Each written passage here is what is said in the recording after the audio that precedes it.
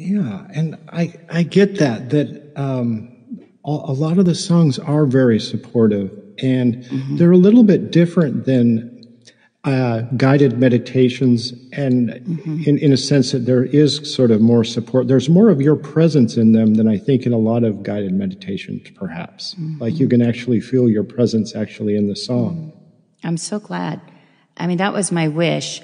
And Lincoln and I joked a lot that the vision here was an ambitious vision, but if Alan Watts were a nurturing woman and we put music to his teachings, how would it come across?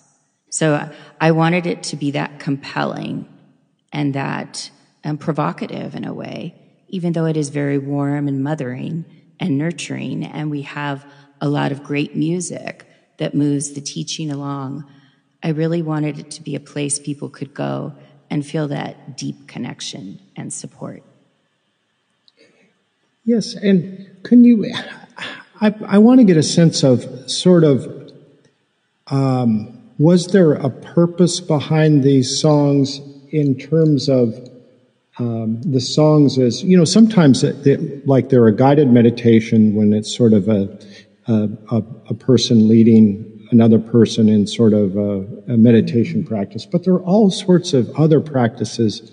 You know, there's mantras, there's affirmations, there's sort of different frequencies and vibrations. And I wanted to get a sense of what was going on with this, because it is sort of in a way a lot of affirmations and support, if that was an intention, or is it sort of like creating space for somebody? And I guess it would depend on the song, but do you have a sense of sort of going in what, you know, maybe we should talk about, you know, using one song as sort of an exemplar here and talk about it. Do you want to talk about your side of the street and sort of what you were trying to capture there? Sure. I might thematically say something first and then go to that song. I knew I wanted to somehow convey to people teaching from a depth. And so this was, again, appreciating Lincoln, that most producers, especially in Nashville, are either working with an artist who has created a song or there's some co-writing involved.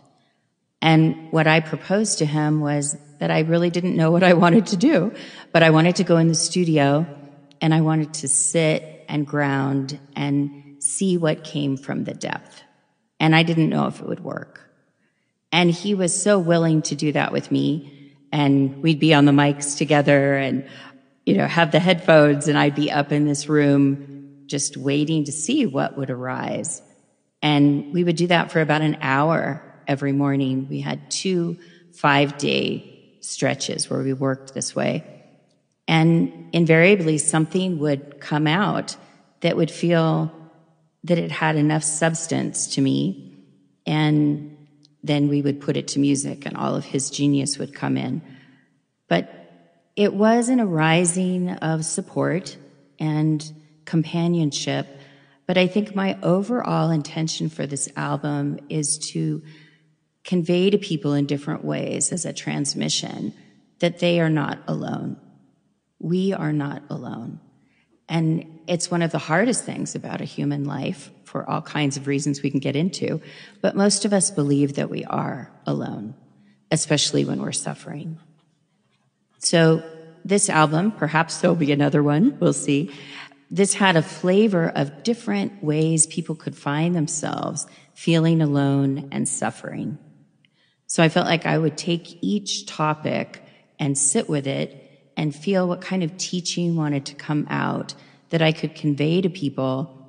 Here's why you're not alone, and here's a way you could experience something different when you're in that place.